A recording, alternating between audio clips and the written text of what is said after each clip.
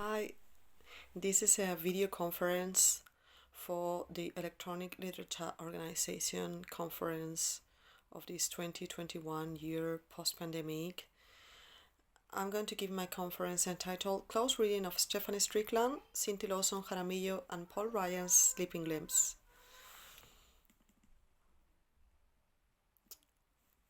In the close reading, we have to discover how a literary text works. It consists of a reading process followed by a literary analysis.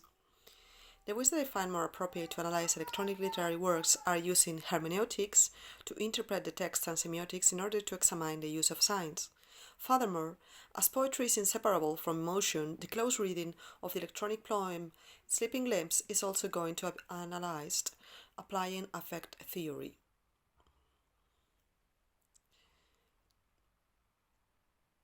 Hermeneutics is present in the study of digital literature because computation uses signs which are both human readable and machine executable, as Alberto Romel, Marta Severo, and Paulo Fury explain.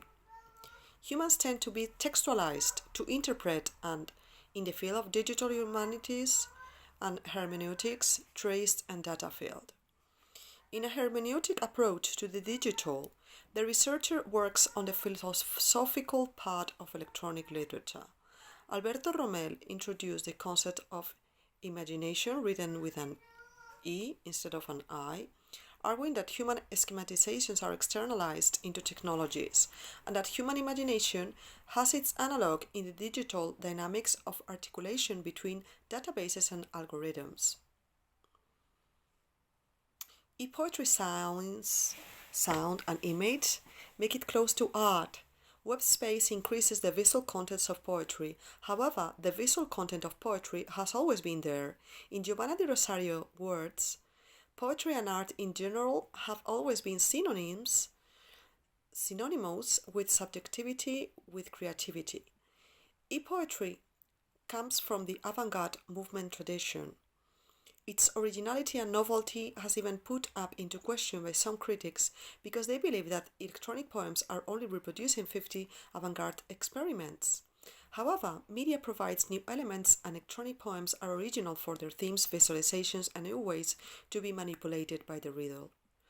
In digital poetry, poets, having learned from avant-garde concrete and visual poetry, reproduce the pleasure of poetical connection, and in a place like the internet, where the changing information is so fast, some digital poems propose a different relationship with time linked to the reading practice. Christopher Frankhauser explained that poetry is poetry and computer poetry, though related to poetry, is computer poetry, in Prehistoric Digital Poetry, page 80. Therefore, if an e-poem cannot be analyzed like a printed one using hermeneutics, semiotics, and affect theory, wouldn't be enough. In the close reading of a Slippingglimpse, the technological elements have to be also known, described, and interpreted as part of the work. I'm going to analyze Slippingglimpse. How was a Slippingglimpse making process? Slippingglimpse is a digital, kinetic, verbal, visual collaboration between prize-winning poet Stephanie Strickland, programmer Cindy Lawson Jaramillo, and videographer Paul Ryan. It was published in the Electronic Literature Collection 2, edited by Borras, Memot, Relly, and Stephens. This flash poem is also included in Women Authors and Cyberfeminism collection, created by myself, Maya Zalbidea Paniagua, in the ALMSIP knowledge base. In the introduction of Slippingglimpse, the author explains that making this work made them newly aware of commonalities in code, in poetry, and in creoles. In Slippingglimpse, we scroll the text and we find two columns of text that appear at the same time, and the reader has to read one column and then regenerate the text again to read the other. Strickland and Lawson make reference to Waddington, who coined the term homeoresis to describe the developmental systems whose necessary path, creod, seems to be doomed to return, and therefore making lips. In Slippingglimpse, the water reads the poem text reads image capture technologies, and Ryan's image capture technology reads the water. The author compares reading creoles to silent reading of poetry. Experiences are transmitted without being said. They believe in a future, the authors believe in a future in which readers can get used to lines of poetry, loops of code, and chaotic patterns in order to read their generating futures, find and choose a life-sustaining necessary path. I'm going to do a close read of Slippingglimpse. Slippingglimpse cover presents the 10 images which correspond to the 10 segments of the poem. The photographs of the oceans are in different natural colors, being blue, green, yellow, and white, the predominant ones. Obeying semiotic rules, it could be considered that these signifiers use only one of the 5 sensory channels, sights. Their signifiers seem to be simple, although the signifieds, what the readers associate the colors with, can be more complex.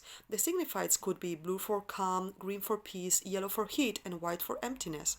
By clicking on one image, the user finds a video with floating verses of the electronic poem which do not follow any semantic order. Some verses can be read, others cannot be read because a verse overlaps the other or it is covered by the colors of the image. Finally, when they stopped, they can be read, but as the verses do not fit into the logical meaning, the poem cannot be fully understood. The words are watched more than read.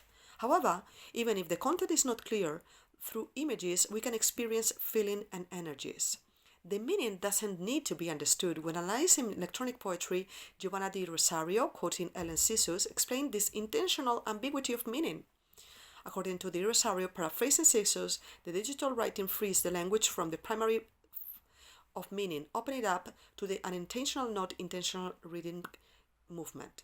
The importance of visualization makes these kinetic poems closer to an artistic work than to poetry itself.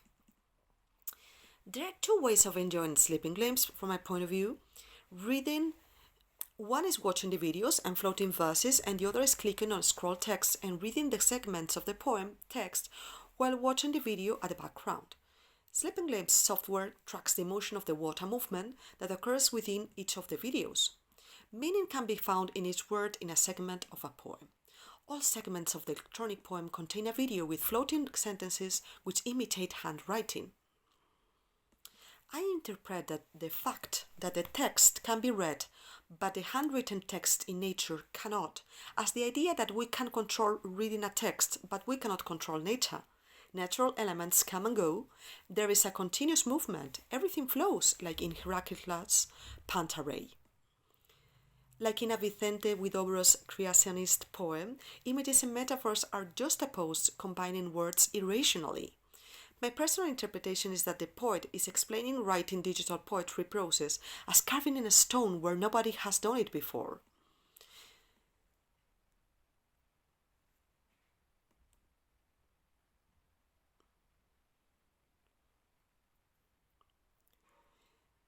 Slippingglimpse is one of the most famous works of electronic poetry due to its quality and originality as far as experimentation is concerned, as well as the video photography and the uniqueness in the form of the segments of the poem. In the research field of electronic literature, there are few publications of close readings. It will be positive to encourage junior as well as senior researchers to lose fear of the new technologies and avant-garde electronic literature, because supporting our contemporary writers and artists will be useful as a contribution to the future academics in order to better understand the literary production of our times, not only at the commercial level, as it happens with printed literature, bestsellers or Nobel Prize winners, but also to support the production, distribution, and study of alternative ways of producing literature. Electronic poetics should mature as the tools for making it evolve, and our future analysis and interpretations must also increase in quantity and quality. Thank you very much for listening and watching. Bye bye.